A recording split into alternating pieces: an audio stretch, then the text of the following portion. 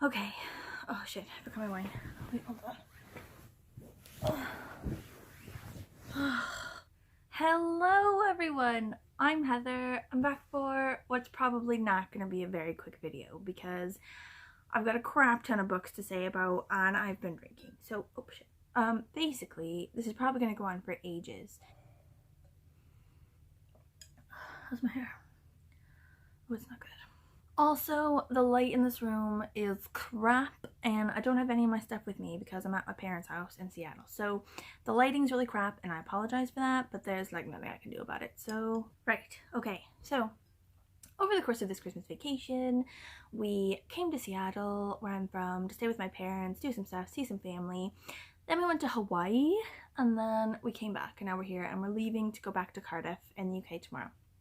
So, I am packing up all my shit while drinking because it's the only way to pack, and I realized that I have acquired an absolute shit ton of books, so I'm gonna have to spread them out over the course of like 4 of the bags, because if you put them all in one bag it never meets the weight limit because it's all the weight like concentrated in one bag. So I'm gonna have to get clever. But first of all, I was sort of going through them and I was like, oh yeah, got a pretty good haul. How did I end up with this many? Like, I always come to America and I'm like, right, this book I couldn't find in the UK, this book I couldn't find in the UK, this book I'm stealing from my dad, this book I got a recommendation off my aunt, blah, blah. But this time was particularly intense. Like, the pile, I'm not even gonna, I will like Photoshop in like a bit of a pile for you later because it is just all the hell spread out in this area and I don't want to deal with it, so. Anyway, so just really quick like book haul to let you know the awesomeness that I have found in and amongst like friends and parents crap, and also like bargains at Target. I love Target so much.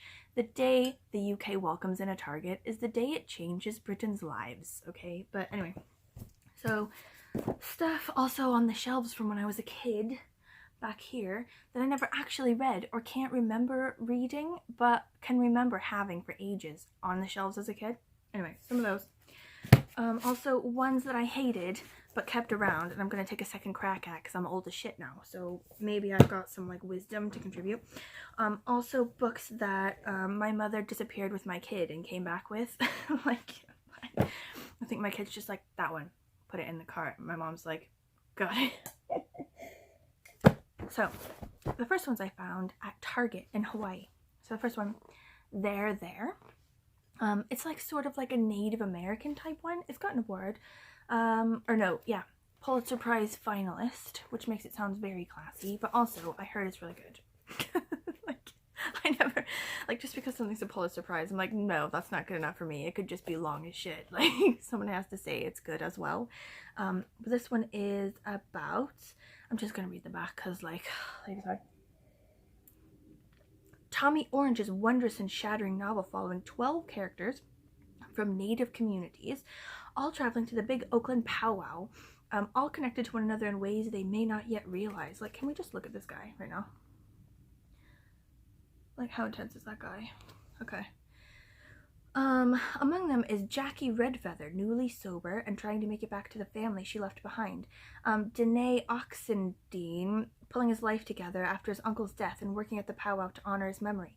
14-year-old Orville, coming to perform traditional dance for the very first time. Together, this chorus of voices tells of the plight of the urban Native American, grappling with a complex and painful history, with an inheritance of beauty and spirituality. With communion and sacrifice and heroism, hailed as an instant classic, There is at once poignant and blah, blah, blah, blah. That's just basically what they think of it. Of course they like it, they're the publisher. Anyway, I think it's going to be really good. I'm excited about it. The other one I got at Target, I was only going to get one, but my mom was like, you can use my bag to take it back, and I was instantly like, okay. So this one is called Supermarket, by Bobby Hall. That one was by Tommy Orange, that there one, just so you know. So this is apparently like a bit of a cult classic. Like, it's a weirdie, but a goodie. I love a weirdie, me. Okay.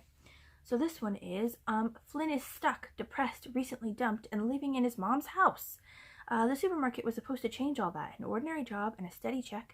Work isn't work when it's saving you from yourself, but things aren't quite as they seem in these aisles. Arriving to work one day to a crime scene, Flynn's world collapses as the secrets of his tortured mind are revealed.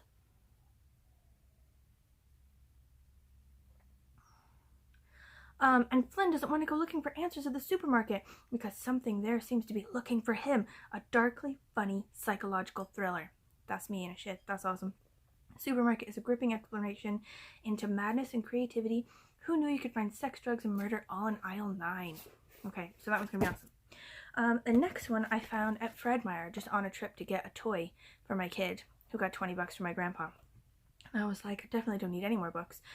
I got this one anyway. It's Elevation by Stephen King. It's a novella, and I found this one online on like a list of new novellas that are amazing back in like novellas in November when I was reading loads of novellas. So I love Stephen King. Not the super scary ones, just like his sort of sci-fi-ish type ones.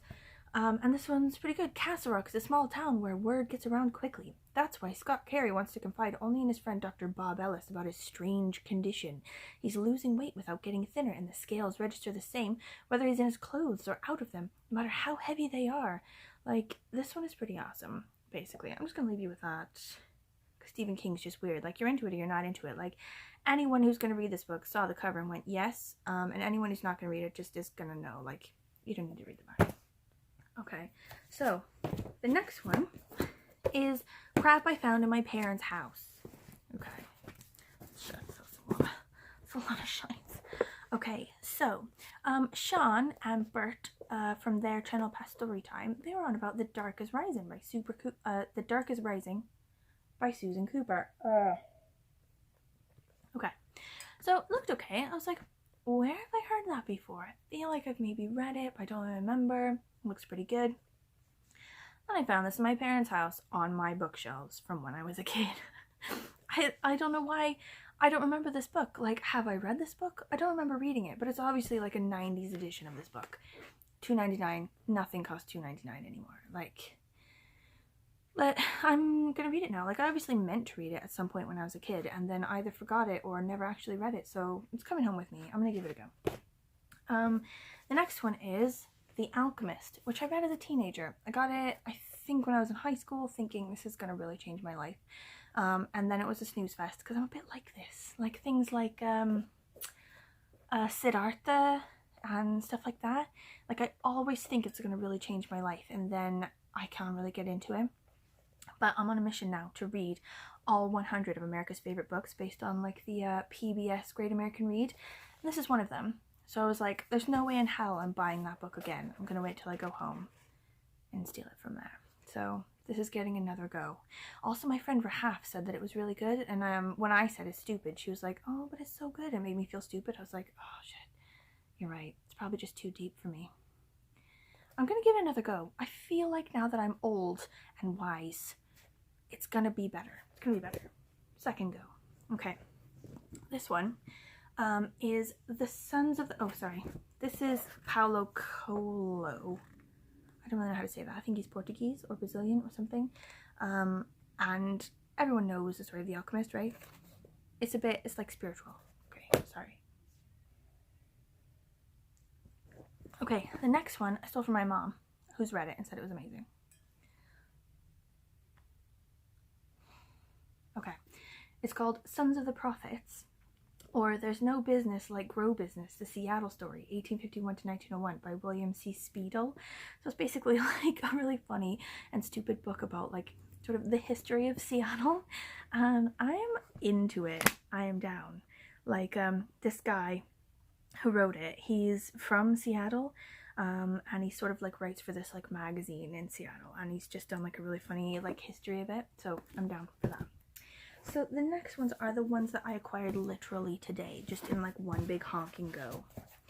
So the first one is one that my aunt recommended me. So I went to Hawaii with my parents and my husband and my kid, but also my Aunt Joan and my Uncle John. And they quite like books and they like reading books together. So every time like they see me, they're like, okay, what books should I read? And I give them a list, and then they give me the recommendations as well. And this one is one that she said was really good. It's like The Cop Sisters. It's like a series of novels, and this is the first one. It's by Mary Stewart, and the first one's called A Girl Waits with Gun. And it's about this like woman in the 19th century, I think like New York City, who's a police officer, and she's like one of the first sort of women police officer detectives, you know.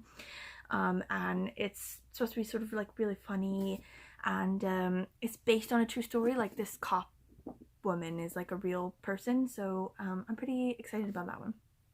And apparently she's sort of like really no nonsense, you know, she's like, you know, in your face, like a very non-19th century woman, but in the 19th century. Anyway, I'm excited for that. If I really like those, I'm gonna get the other ones, but I'm gonna have to like write home to my mom for them because I don't think they have them in the UK. I have to be like, Mom, send me the other ones.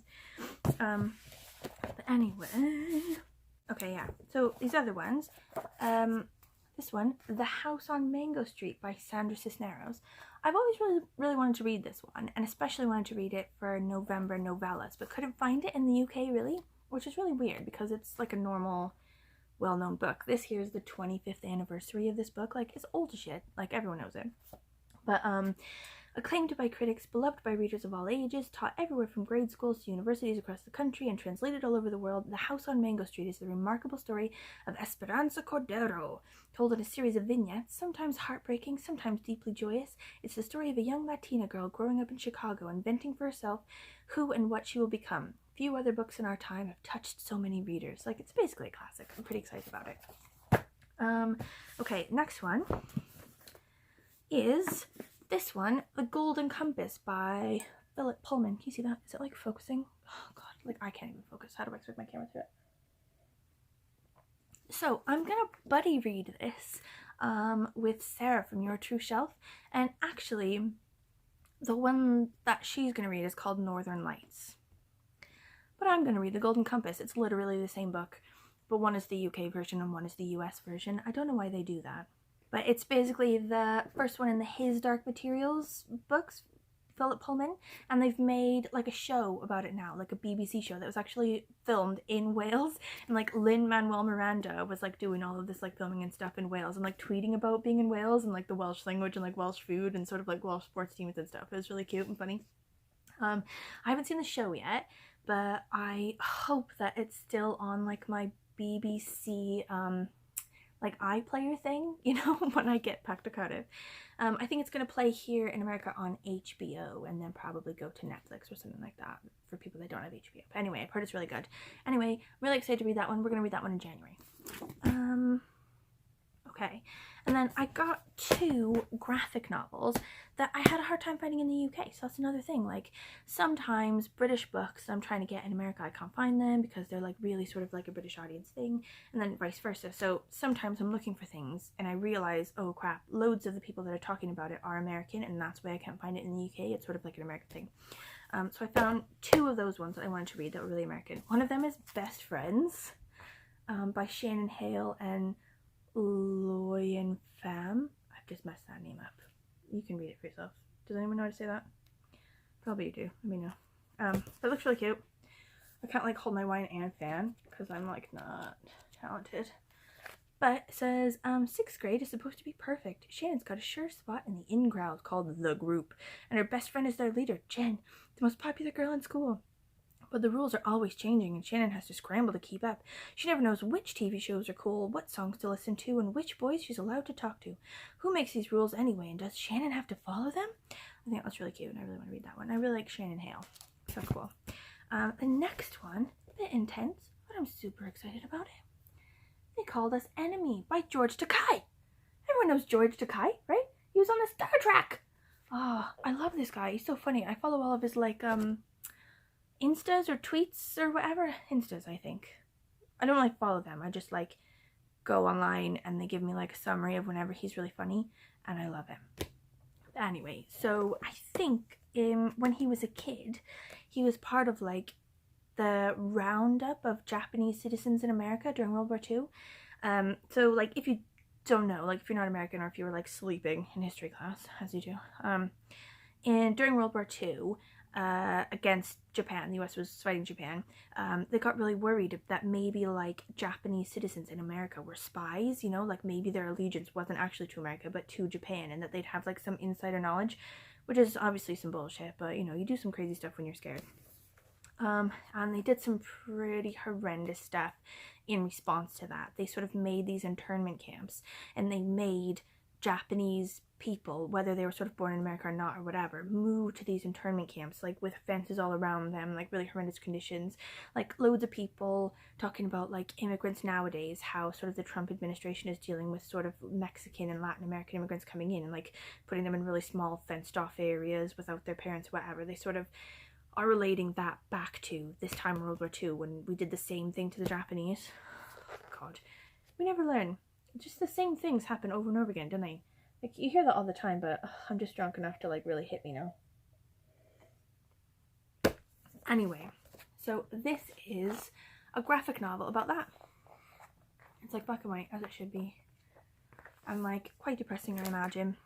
In a stunning graphic memoir, actor, author, activist George Takei revisits his haunting childhood in American concentration camps as one of 120,000 Japanese Americans imprisoned by the US government during World War II, experienced the forces that shaped an American icon and America itself in this gripping tale of courage, country, loyalty, and love.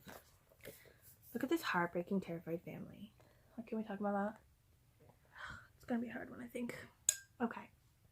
So, the last 4 that I have aren't actually adult books. They're the ones that I was like, Mom, you got Anwen? You got my kid? She's like, yeah, we're gonna go for a walk. We're gonna go to the kids section. We'll just have a look around. Just a browse. Just a light visiting of the books, if we may. And then she came back with this honkin' stack, right? Okay. So, Phoebe and Her Unicorn. This is a series. This is the first in the series.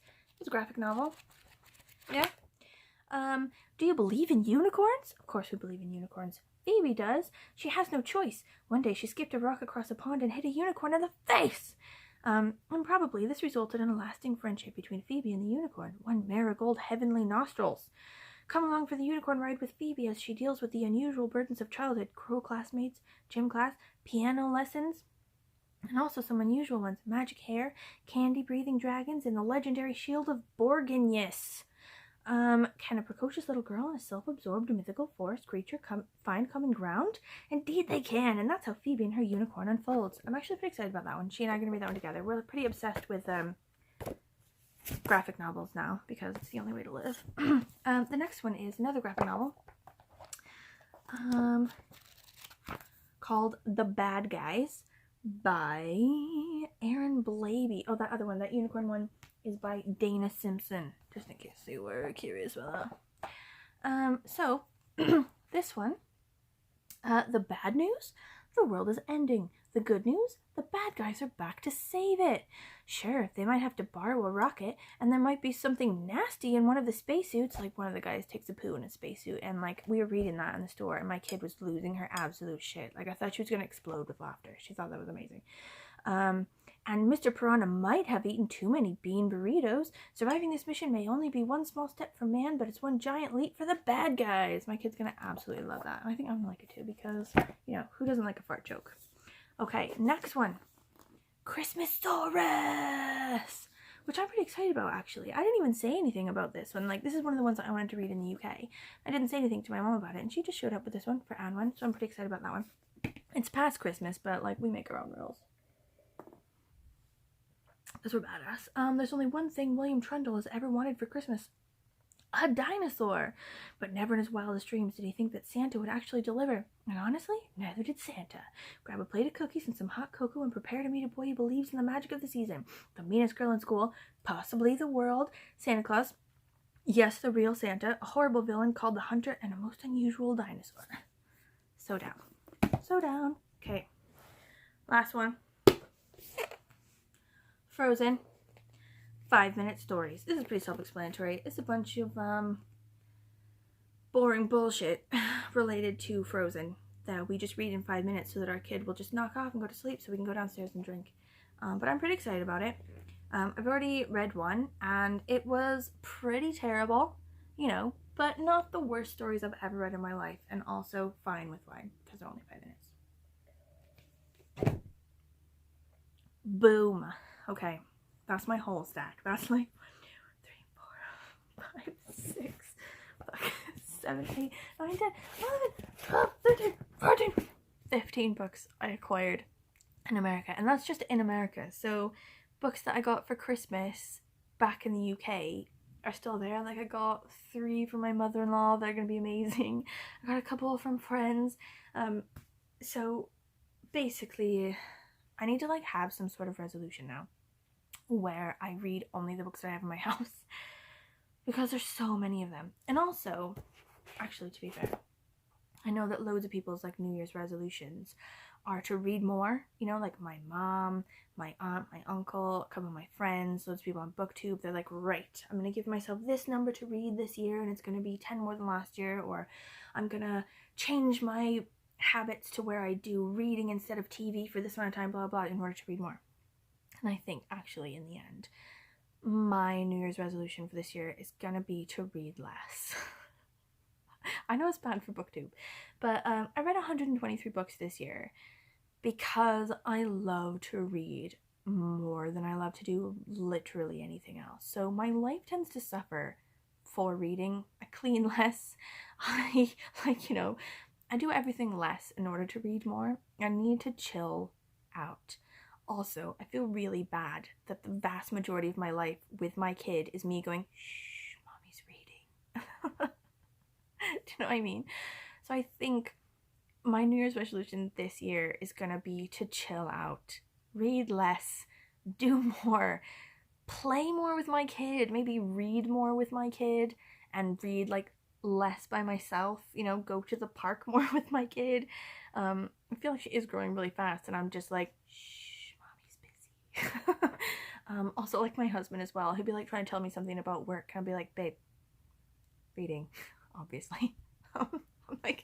I'm like the worst. But anyway, other than that, I think my New Year's resolution besides that is going to be to just read what's on my shelf and to not buy anymore because this is ridiculous. Anyway, that has been some rambling. That has been a very long book haul. I'm pretty excited about pretty much all of those, and I hope you are as well. If you have any comments to add, any sort of New Year's resolutions to let me know about, any sort of information about the books that are here, or maybe the books that you acquired over Christmas or whatever, please let me know. I'm 100% down to chat. Happy New Year, everyone. I love you all. See you in a bit.